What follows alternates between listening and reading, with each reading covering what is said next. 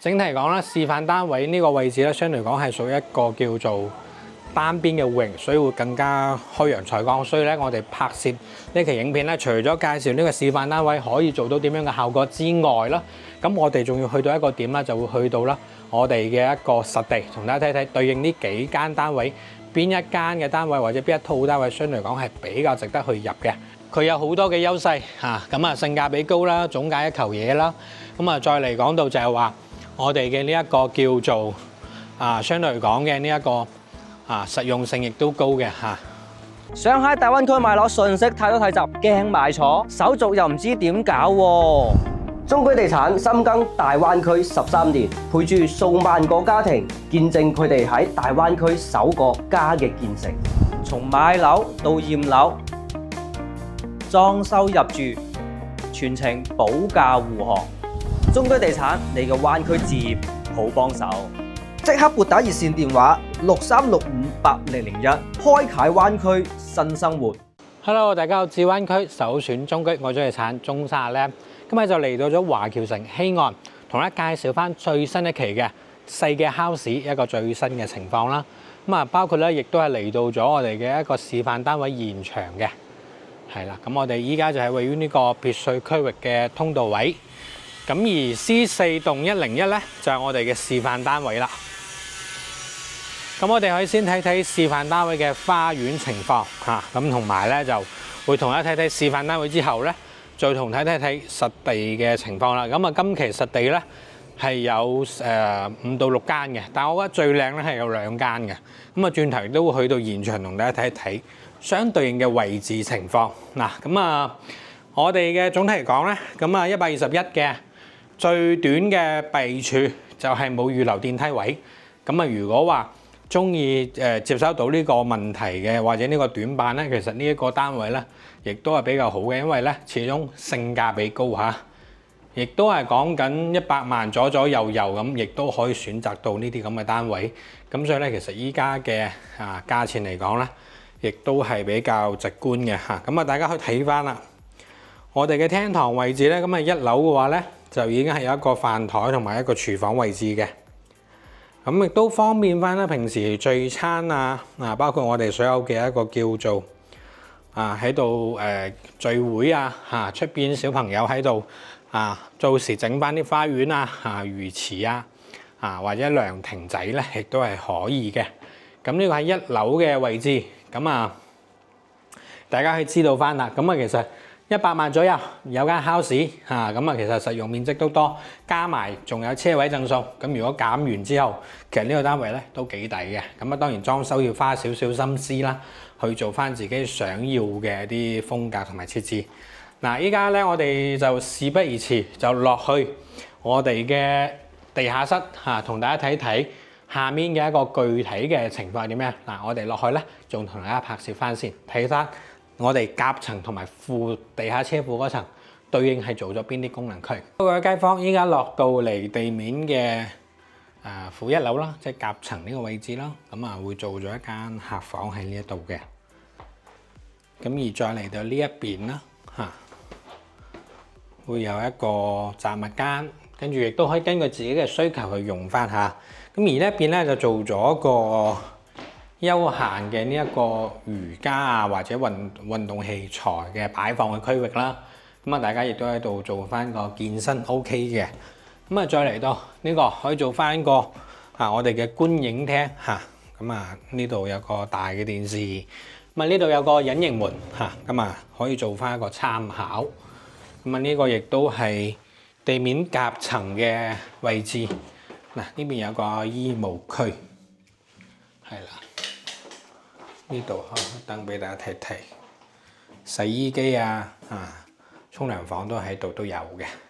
當然亦都多個配備可以用啦。我哋再睇埋咧，我哋嘅下面嘅位置先最底下嗰層即係車庫嗰個位置啦，會更加直觀嚇。落到嚟咧，其實係一個細細地嘅客廳嚟嘅。示範單位係做咗部分嘅壁櫃啦，攞嚟可以放翻啲酒書籍咁樣。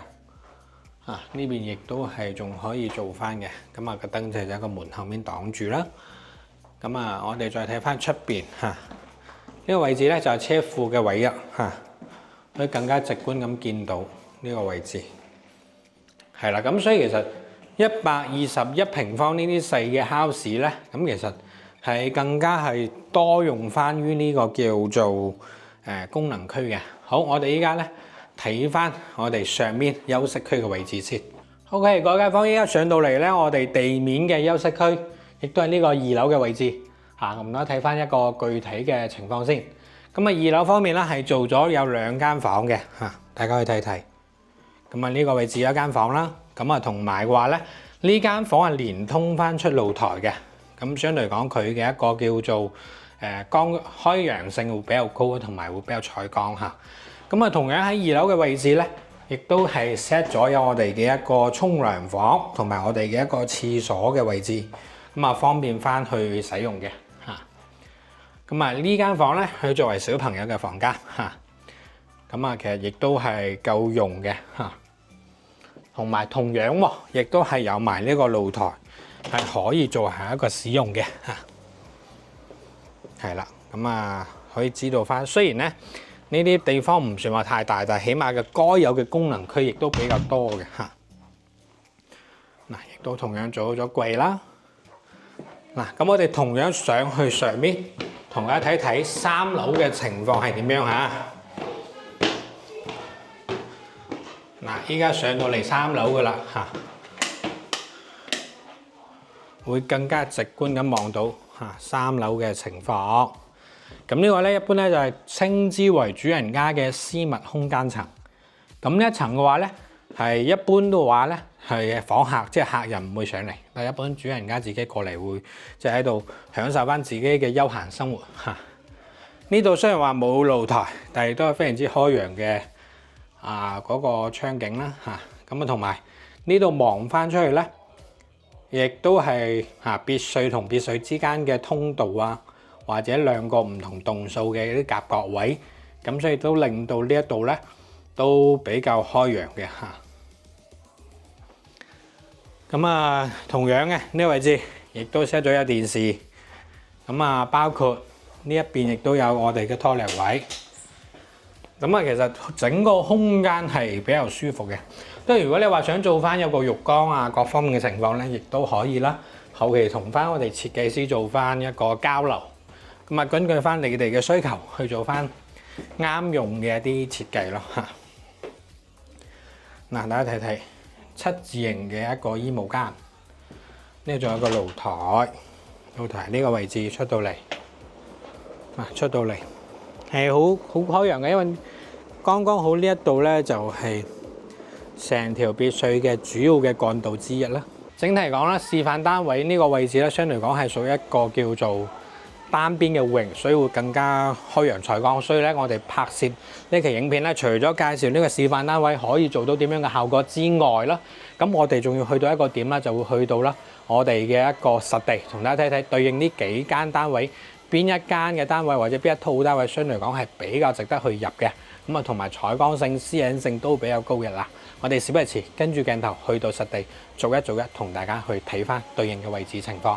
好，我哋剛剛睇完示範單位落嚟之後啦，咁喺呢度啦，再會同大家睇到實地嘅情況。咁喺呢度講實地嘅情況下啦，我哋會同大家講翻依家我哋今期介紹嘅呢個6個單位當中嚇，咁啊分別有邊啲單位？有大家如果想要睇翻自己嘅單位呢，到時可以乜個房號同我哋講聲嚇。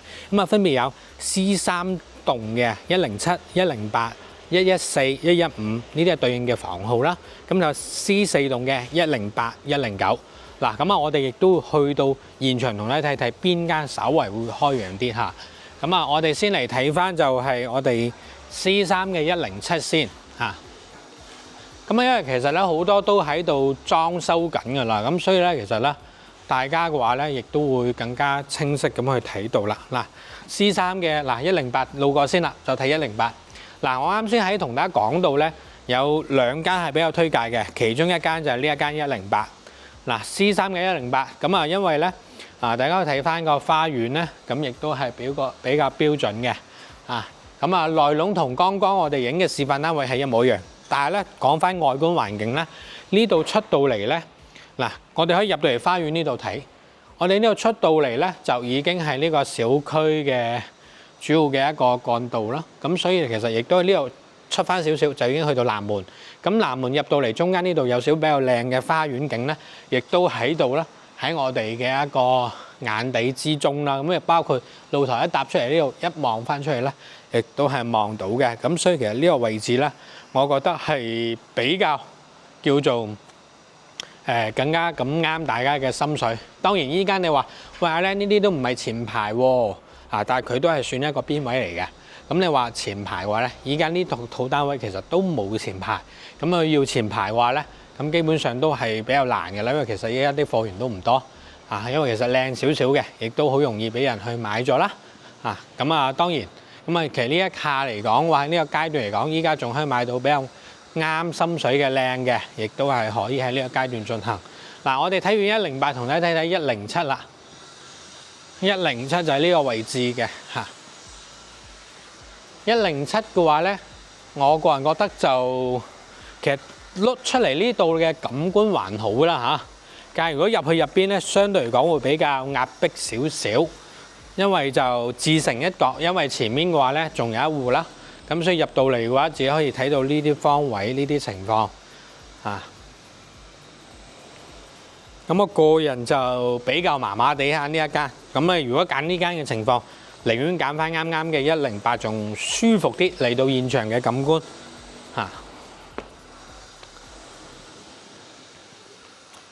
嗱，跟住嚟同大家睇睇我哋另外嘅呢一邊嘅情況。仲有個我哋嘅 C3 座嘅114、115114、115就啱好呢個轉角過去就係啦。